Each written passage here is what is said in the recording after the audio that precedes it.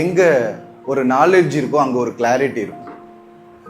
ஆண்டவர் சொல்றாரு, என் ஜனங்கள் அறிவில்லாமையினாலே சங்காரமாகிறார்கள்னு சொல்றாரு. இப்போ ஒரு பாம்பை பற்றி நல்லா தெரிஞ்சவங்க, இந்த ரூமுக்குள்ள பாம்பு வந்துருச்சுன்னா பாம்பை பற்றி தெரியாதவங்க என்ன பண்ணுவாங்க, அடிச்சு பிடிச்சு பதறி வெளியில என்ன பண்ணுவோம், ஓடி தப்பிக்கிறதுக்கு பார்ப்போம். ஆனா பாம்பை பற்றி நல்ல நாலேஜ் இருக்கவங்க என்ன செய்வாங்கன்னா, சைலண்டா இது என்ன பாம்பு, அது எப்படி செயல்படும், அதை எப்படி பிடிக்கணும், அழகா பிடிச்சு ஒரு வாட்டர் பாட்டிலுக்குள்ள என்ன பண்ணிடுறாங்க, பாம்பை பிடிச்சிடுறாங்க. அப்போ எங்க நாலேஜ் இல்லையோ அங்க ஜனங்கள் தறிக்கட்டு தெரிவாங்க. வாழ்க்கை எப்படி வாழணும்ன்ற நாலேஜ் இல்லாதவங்க வாழ்க்கைய கண்ணா பின்னான்னு வாழ்வாங்க. ஆண்டவர் ஓசியால சொல்றாரு, என் ஜனங்கள் அறிவில்லாமையினாலே சங்காரமாகிறார்கள். வேலை பார்க்குற இடத்துல இருக்கிற உங்க மேனேஜரை நீங்க நல்லா புரிஞ்சுக்கிட்டீங்க அப்படின்னா அவங்களுக்கும் உங்களுக்கும் உரசல் வராம உங்களால சமாளிச்சுக்க முடியும்.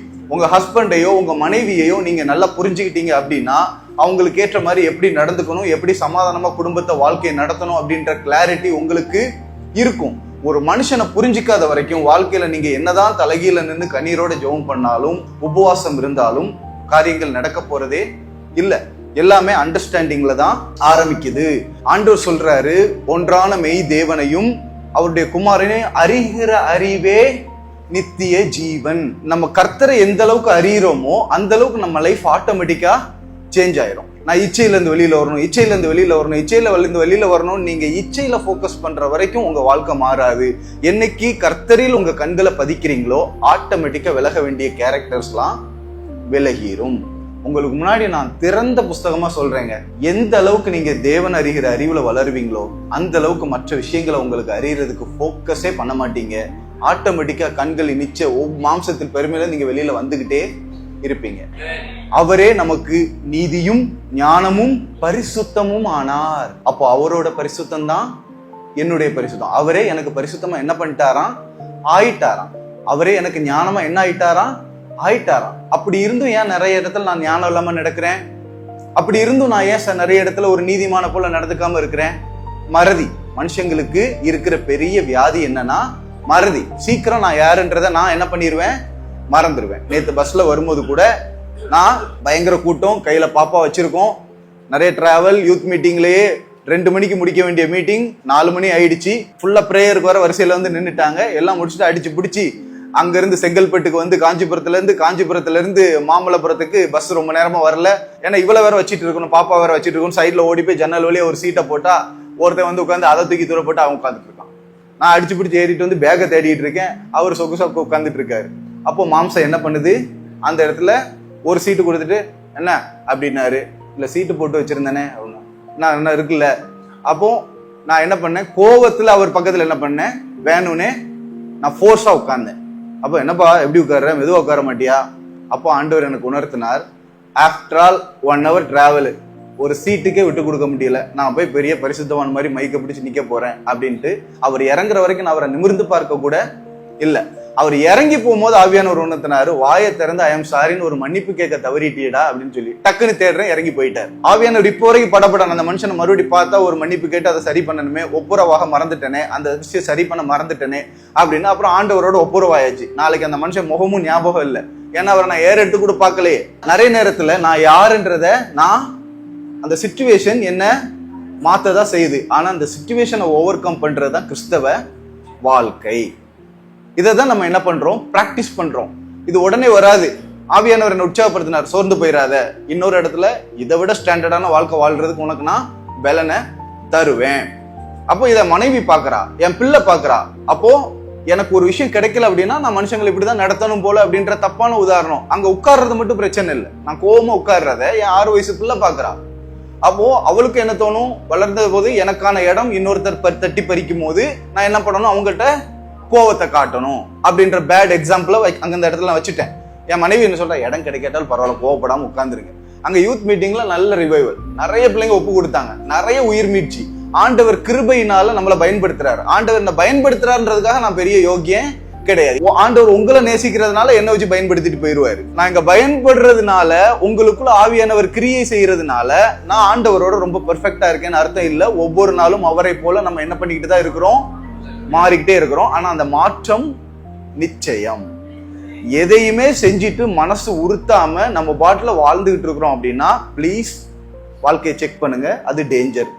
யாரையாவது திட்டிட்டு யாரையாவது காயப்படுத்திட்டு கொஞ்சம் கூட உள்ள ஆவியானவர் படன்னு அடிக்கல அப்படின்னா, சூரியன் அஸ்தமிக்கிறதுக்குள்ள நம்ம கோபம் தனியணும்னு சொல்லி இருக்கிறதுனால எப்படா சூரியன் மறையும் 7-8 மணி நேரம் காத்துட்டு இருக்கணும்னு அவசியம் இல்லை. உடனே கேட்கறது நல்லது. சில நேரங்கள்ல அம்மா அப்பாவுக்கு 8 வருஷம் 10 வருஷம் மன்னிப்பு கேட்காம, ஒப்புரவாகாம, சொத்து பிரச்சனை அந்த பிரச்சனைன்னு சொல்லிட்டு செத்ததுக்கு அப்புறம் லபோன்னு அடிச்சுக்கிட்டு இருந்து பிரயோஜனம் இல்லை. நாளைன்றது யாருக்கும் உத்தரவாதம் கிடையாது. இன்னைக்கு வாய்ப்பு கிடைக்கும் போதே மன்னிப்பு, ஒப்புரவாக வேண்டிய விஷயத்துல என்ன பண்ணிடணும், ஒப்புரவாயிரும். எபேசியர் 2வது அதிகாரம் 10வது வசனம் வாசிங்க. ஏனெனில் நற்கிரியைகளை செய்வதற்கு நாம் கிறிஸ்து இயேசுவுக்குள் சிருஷ்டிக்கப்பட்டிருக்கிறோம். அல்லது இந்த இடத்துல எதை மாத்திக்கலாம்னா, சிருஷ்டிக்கப்பட்டிருக்கிறோம்ன்ற விஷயத்த ரட்சிக்கப்பட்டிருக்கிறோம் மாத்திக்கலாம். ஓகே, ஏன்னா நம்ம சிருஷ்டிக்கப்பட்டிருக்கோம்னா ஆதி ஆமத்துக்கு போயிடக்கூடாது. இங்க அந்த சிருஷ்டிப்பு ஆண்டவர் பவுலுங்க எக்ஸ்பிளைன் பண்ணல. ஒரு ரட்சிக்கப்பட்ட ஒவ்வொரு மனுஷனுக்கும் தன்னுடைய பிளான் படி, தன்னுடைய இஷ்டப்படி அவன் என்ன பண்ண முடியாதான், நடக்க முடியாது. நடக்க முடியும், ஆனா விஷயம் புரிஞ்சவன் நடக்க மாட்டான். ஏன்னா அவைகளில் நடக்கும்படி ஆயத்த பண்ணி இருக்கிறார். அப்போ நான் இன்னைக்கு நின்று இங்க மைக்க பிடிக்கணும்னு எப்ப ஆயத்தப்படுத்தப்பட்டது, நான் தாயின் கருவுல இந்த பூமியில பிறக்கிறதுக்கு முன்னாடி ஆண்டவர் என்ன பண்ணிட்டாரு, ஆயத்தப்படுத்தி வச்சிட்டாரு. புதுசா என் வாழ்க்கையில எதுவும் நடக்க போறது இல்ல. எவன் கையிலையும் ஜோசியம் பார்த்து என் வாழ்க்கை அவனால சொல்ல முடியாது, எந்த பாஸ்டராலையும் சொல்ல முடியாது. ஏன்னா பாஸ்டருக்கே அவருடைய முடிவு என்னன்னு அவருக்கு தெரியாது. இதான் யதார்த்தம். ஆனால் நம்ம போய் தலையை கொடுப்போம், வேற வழி இல்லாம. அவங்களுக்கே மனசாட்சிக்கு தெரியும். ஓரளவுக்கு சுத்தி அவங்க பார்த்து உங்களுக்கு ஆண்டவர் கொடுத்துருக்கிற வரங்கள், உங்க படிப்பு எல்லாத்தையும் வச்சு ஓரளவுக்கு அவங்க கைட் பண்ணலாமே தவிர, நிச்சயமா ஆண்டவர் உனக்கு இதை தான் செய்ய சொல்றாரு, அடுத்த ஸ்டெப் நீ இதை எடுன்னு அவங்களால என்ன பண்ண முடியாது, சொல்ல முடியாது. எனக்கான ஆயத்தமுள்ள திட்டத்தை ஆண்டவர் யார்கிட்ட தான் பேசுவாரு, என்கிட்ட தான் பேசுவாரு. அதனாலதான் ஒழுங்கா அந்த பைபிளை படிச்சு ஆவியானவரோட நடக்க வேண்டிய அனுபவம் நமக்கு ரொம்ப ரொம்ப முக்கியம். இது இல்லாம நம்மளால ஆண்டவருடைய சித்தம், உங்களுக்கு ஆண்டவர் என்ன வச்சிருக்கிறாருன்னு உங்களுக்கு கண்டுபிடிக்க முடியாது. ஏன்னா தேவன் நான் என்ன செய்யணும்னு ஆயத்தப்படுத்தி வச்சுட்டாரு. அப்போ நான் ஆண்டவர் சமூகத்துல ஐயாட்ட ஃபர்ஸ்ட் கேட்கும் போது நான் உங்கள்கிட்ட வேண்டான்னு சொல்லிட்டேன். அவங்க கூப்பிட்டு இருக்கும்போது யூத் மீட்டிங்லேயே புளிஞ்சு எடுத்துருவாங்க. உடனே நைட்டு மறுபடியும் டிராவல் போய் அங்க போய் நின்று, ஏன்னா நீங்க இவ்வளவு தூரம் கெட்டு குதிர், வருஷத்துல ஒரு நாள் கெட்டு குதிருக்கு வரீங்க, வந்தா வசனத்தை ஒரு அரை மணி நேரம் பேசினா அங்க நடக்க வேண்டிய மாற்றம் நடக்கணும். மாற்றம் நிகழலைன்னா அங்க நின்று பேசுனது உங்க காசு வேஸ்ட், நீங்க உட்கார்ந்துருக்க டைம் வேஸ்ட். இங்க நீங்க ஒரு 200 பேர் 100 பேர் உட்கார்ந்துருக்கீங்க அப்படின்னா, நான் ஒரு 1/2 hour பேசுறேன் அப்படின்னா 200 × 1/2 hour யோசித்து பாருங்க, 100 × 1/2 hour யோசித்து பாருங்க. எத்தனை மணி நேரத்தை நான் வீணடிக்கிறேன். வேலை வெட்டி இல்லாம வந்து உட்கார்ந்துருக்கீங்க. இவ்வளவு ஃபேன் எதுக்கு ஓடுது, இவ்வளவு லைட் எதுக்கு போட்டிருக்காங்க, அவ்வளவு சாப்பாடு நமக்காக அங்க உட்காந்து மார்னிங் பிரேக்ஃபாஸ்ட் யாரோ ஒருத்தர் எதுக்கு வேர்வை செஞ்சு சமைச்சிட்டு இருக்காங்க. அவ்வளவுத்துக்கு நான் என்ன பண்ணுவேன், நான் அங்க 1/2 மணி நேரம் மைக்க பிடிக்கிறேன்னா அவ்வளவுத்துக்கும் நான் பொறுப்பாளி. அவர்கிட்ட வேண்டான்னு சொல்லிட்டேன். அப்போ ஆண்டவர் பேசுறாரு, சமயம் வாய்ச்சாலும் வாய்க்க, காஞ்சிபுரம் வரைக்கும் போறோம், அங்க இருந்து 2 மணி நேரம் டிராவல் தான். மறுபடியும் அவருக்கு போன் பண்ணி ஐயா நான் வரேன்னு சொன்னேன். எதுக்கு சொல்ல வரேன் அப்படின்னா, ஆண்டவர் சமூகத்துல உட்கார்ந்து இருக்கும் போது ஆண்டவர் நம்மள என்ன பண்றாரு, இந்த மீட்டிங் நீ போகாத, நான் இது ப்ரீ பிளான்டா வச்சிருக்கேன், இது என் சித்தப்படி தான் நடக்குது. சாகுற வரைக்கும் நீ எந்த மனிதர்களை சந்திக்கணும், எங்க ஊழியம் செய்யணும், உன் வாழ்க்கை எப்படி எல்லாம் இருக்கணும், நீ என்னென்ன சாதிச்சிருக்கணும், அனைத்தையும் தேவன் என்ன பண்ணி வச்சுட்டாரு, ஆயத்தப்படுத்தி வச்சுட்டாரு. யாருக்கெல்லாம், ரட்சிக்கப்பட்ட எல்லாருக்கும். இப்ப இந்த வசனத்தை வாசிங்க, கிளாரிட்டியா புரியும். ஏனெனில் நற்கிரியைகளை செய்கிறதற்கு நாம் கிறிஸ்து இயேசுவுக்குள் ரட்சிக்கப்பட்டு தேவனுடைய செய்கையா இருக்கிறோம். அவைகளில் மட்டும் நாம் நடக்கும்படி அவர் முன்னதாக எல்லாத்தையுமே ஆயத்தப்படுத்தி வச்சுட்டாரு. அதனாலதான் ஒரு கிறிஸ்தவனுக்கு சுய சித்தம்ன்றது இருக்க கூடாது. நீங்க உங்க இஷ்டத்துக்கு வாழ்ந்தீங்க அப்படின்னா அதை நீங்க என்ன பண்ணிடுவீங்க, மிஸ் பண்ணிடுவீங்க. உங்களுக்கு விரோதமா தேவ சித்தத்தை செய்யக்கூடாதுன்னு சொல்லி 1000 பேர் நின்னாலும் தேவன் உங்க கூட இருந்து அதை செய்து முடிக்க வைப்பார். உங்களுக்கு விரோதமா பிசாசுகள் எழும்பினாலும் தேவன் உங்களை மூலமா செய்ய வேண்டியதை செய்து முடிப்பார். ஆனா ஒரே ஒருத்தர் நினைச்சா அவருடைய சித்தம் நிறைவேறாம போகும். அது யார் தெரியுமா? எனக்கு வேற யாருமே கிடையாது. அவர் பார்வையில எதுக்கு நம்மளை சிருஷ்டிச்சிருக்காரோ அது நடக்கணும் அப்படின்னா அவர் சொல்றபடிதான் நம்ம வாழ்ந்து ஆகணும். நம்மளுடைய போக்கஸ் எங்க இருக்கணும், டெய்லி அவர் அறிகிற அறிவு. இன்னைக்கு ஏதாவது ஒரு புது கேரக்டர் தேவனை பற்றி நம்ம என்ன பண்ணிருக்கணும், நிச்சயமா அறிஞ்சிட்டு தான் தூங்கவே போகணும். யூடியூப்ல அவ்வளவு கண்டென்ட்ஸ் இருக்கு, அவ்வளவு நல்ல தேவ மனிதர்கள் இருக்காங்க. தேடி தேடி தேடி தேடி என்ன பண்ணணும், படிக்கணும். வேதத்தை நீங்க என்ன பண்ணணும், ஆராய்ந்து பாருங்கள். சோ நம்ம என்ன பண்ணணும், இன்னைக்கு எல்லாமே ஆண்டவர் ஓப்பன் ஹேண்டா நமக்கு கையில கொடுத்துட்டாரு. அன்லிமிட்டட் டேட்டா இல்லையாமா? காலேஜ் பிள்ளைங்க, ஸ்கூல் பிள்ளைங்களா இருக்கு, அன்லிமிட்டட் டேட்டா. காலைல 1 மணி நேரம், சாயங்காலம் 1 மணி நேரம் டிராவல் பண்றீங்களா ட்ரெயின்ல, ஹெட்செட்டை மாத்திட்டு நீங்க பாட்டுல ஒரு மெசேஜ் ஆரம்பிச்சீங்கன்னா போய் இறங்குறதுக்குள்ள 1 hour மெசேஜ் ½ an hourல உங்களால என்ன பண்ண முடியும்? கேட்டு முடிக்க முடியும். 2x கேட்டீங்கன்னா 1.5x கேட்டீங்கன்னா அவ்வளவு டெக்னாலஜி வந்துருச்சு இல்ல. 2 மணி நேரம் ஐயா ஸ்லோவா பேசுவாங்க, ஆண்டவராகிய இயேசு கிறிஸ்துவின் நாமத்தினாலே. அப்படி பேசினா கூட நீங்க 2x வச்சீங்கன்னா ஆண்டவராகிய இயேசு கிறிஸ்துவின் நாமத்தினாலே வந்துருது. அப்போ ஒரு 2 மணி நேரம் மெசேஜ் உங்களால 1 மணி நேரத்துல என்ன பண்ண முடியும்? கேட்க முடியும். அந்த அளவுக்கு ஆண்டவர் என்ன பண்ணிட்டாரு? உங்களுக்கு வாய்ப்புகளை கொட்டி கொடுத்துட்டாரு.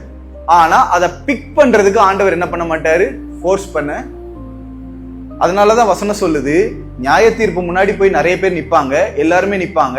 சிலருடைய வேலைப்பாடுகள் வெள்ளி பொன் விலையேற பெற்ற கற்கள் போல அவங்க ஆண்டவருடைய சித்தத்தை செஞ்சு கம்பீரமா அவர் முன்னாடி நிப்பாங்க. இன்னும் ஒரு சில பேர் என்ன பண்ணுவாங்களாம்? புல் வக்கியோல் இப்படிப்பட்ட குப்பத்தனமான வாழ்க்கையை வாழ்ந்துட்டு அவர் முன்னாடி போய் என்ன பண்ணுவாங்க? நிப்பாங்க. அப்போ அவருடைய கண்கள் அப்படியே பார்க்கும்போது அவருடைய அக்கினி நிறைந்த கண்களுக்கு முன்னாடி இந்த புல்லு வக்கியோல்லாம் என்ன பண்ணாது? பஸ்பமாய் போயிடும். அப்போ அவங்க என்ன பண்ணுவாங்க? ஆண்டவர் முன்னாடி பூமியில 80 வருஷம் வாழ்ந்திருப்பான். ஆனா ஆண்டவருக்கு முன்னாடி போய் எப்படி நிப்பான்? உலகத்துலதான் சொல்லுவாங்க, வெறுங்கையோட வந்தோம் வெறுங்கையோட போவோம், என்னத்தை கொண்டு வந்தேன் என்னத்தை கொண்டு போறோம். ஏமாந்துராதுங்க, அது உலகம். ஆனா ஆண்டவர் சொல்றாரு, அவன் கிரியை அவன் கூட வரும். எதை வாழ்க்கையில சாதிக்கிறீங்களோ அது உங்க கூட வரும். ஏமாந்து போயிடக்கூடாது. உலகத்தோட பேட்டர்ன் நம்மளோட பேட்டர்ன் கிடையாது. பிப்ளிக்கல் கல்ச்சர்ல வாழ்றதுக்கு அழைக்கப்பட்டிருக்கோம். உலகத்துல 1000 கல்ச்சர் வரும். வேதாகம கலாச்சாரத்துல வளர்க்கறதுக்கு நம்ம ஆயத்தப்பட்டிருக்கோம். ஏற்கனவே நிறைய உங்களுக்கு தேவ மனிதர்கள் கத்துக் கொடுத்திருப்பாங்க. இந்த இடத்துல நான் நிறைவு செய்யறேன். உங்களை ரொம்ப போட்டு ஸ்டஃப் பண்ண விரும்பல. காலையிலேயே கண்களை மூடி ஜெபிக்கலாம். எங்களை நேசிக்கிற நல்ல ஆண்டவரே, எங்களுக்கு நீங்க எல்லாத்தையுமே ஆயத்தப்படுத்தி வச்சிட்டீங்கப்பா. ஆதாம படைக்கிறதுக்கு முன்னாடியே நீங்க எல்லாத்தையும் அவனுக்கு ஆயத்தப்படுத்தி வச்சுட்டு தான் அவனை நீங்க படைக்கவே செஞ்சீங்க. நாங்க பிறக்கிறதுக்கு முன்னாடியே நாங்க என்னெல்லாம் செய்யணும், எப்படிலாம் வாழணும், எப்படிலாம் சாதிக்கணும் எல்லாத்தையுமே நீங்க ஆயத்தப்படுத்தி வச்சதுக்கு அப்புறம் தான் நாங்க இந்த பூமியில பிறந்திருக்கோம் சுவாமி. நீங்க எங்களுக்கான ஆயத்தப்படுத்தினதை எங்க கண்கள் காணணும்பா. நாங்க இஷ்டத்துக்கு வாழ்ந்துட்டு போயிடக்கூடாது. நாங்க நியாய தீர்ப்புல கொரிந்தியர்ல சொல்லப்பட்டது போல நாங்க வந்து நிக்கும் போது எங்களுடைய ஒவ்வொரு கிரியைகளும் வெள்ளி விலையேற பெற்ற கற்கள் பொன் போன்ற சாலிடான உங்களுடைய சித்தத்தை செஞ்சுட்டு நாங்க வந்து நிக்கணும் சுவாமி. வக்கியோல கொண்டு வரும்போது எல்லாரோட கண்களும் திரும்பி பார்க்கும் சுவாமி. லோடா கொண்டு வருவாங்கப்பா. ஆனா தங்கத்தையோ வைரத்தையோ கொண்டு வர்றது தெரியாது. இருக்கிற இடம் தெரியாம வாழ்ந்தாலும் நாங்க உப்பா வாழ்ந்துட்டு போயிடணும்பா, வெளிச்சமா வாழ்ந்துட்டு போயிடணும் சுவாமி. விலையேற பெற்ற மனிதர்கள் தன்னை வெளியில காமிச்சுக்கிறதே இல்ல, தன்னை ஸ்பிரிச்சுவலா வெளியில காமிச்சுக்கிறதே இல்ல சுவாமி. ஆண்டவரே, உங்களை காண்பிக்கிறதுல நாங்க தீவிரம் காட்டணுமே தவிர உலகத்துக்கு நாங்க எங்களை காட்டக்கூடாது சுவாமி. ஆண்டவரே, ஒரு நல்ல வாழ்க்கையை வாழ்ந்துட்டு நாங்க உங்க சமூகத்துக்கு வந்துடணும். ஆண்டவரே, வெறுங்கையா நாங்க வரப்போறது இல்லை. எங்க கிரியைகள் எங்க கூட வரப்போகுது சுவாமி. நாங்க யாருமே ஒவ்வொரு நாளும் உங்க சித்தத்தை செஞ்சுட்டு வந்துடணும். உங்ககிட்ட வந்து நிக்கும் போது கொஞ்சம் வைக்கோல், கொஞ்சம் புல், கொஞ்சம் மரம், கொஞ்சம் தங்கம், கொஞ்சம் விலையேறப்பெற்ற கற்கள், அப்படி கொஞ்சம் கொஞ்சமா எங்கள்கிட்ட எதுவும் இருக்கக்கூடாது சுவாமி. முழுவதுமாக விலையேறப்பெற்ற கற்களோடு நாங்க வந்து நிக்கணும். எங்க ஒவ்வொருத்தருக்கும் அப்படிப்பட்ட தயவு தாங்க. நாங்க ஒரு நாளையும் வேஸ்ட் பண்ணிடக்கூடாது. ஒவ்வொரு மணி நேரத்தையும் நாங்க கவனமா வாழ்ந்து இந்த நினைவோடு வாழ்ந்து கிறிஸ்தவ வாழ்க்கையோட சீரியஸ்னஸை புரிஞ்சுக்கிட்டு ஆண்டவரே கவனமா எங்க வாழ்க்கைய இந்த நொடியிலிருந்து வாழ எங்க ஒவ்வொருத்தருக்கும் கற்றுத்தாங்க சுவாமி. மீட்பர் இரட்சகருமான இயேசுவின் மூலம் ஜெபித்து ஜெயம் எடுக்கிறோம் வல்ல பிதாவே. நோக்கம் ஏதும் இல்லா வாழ்க்கையினால் தாக்கம் ஏதும் இன்றி சீர்குலைஞ்சேன்.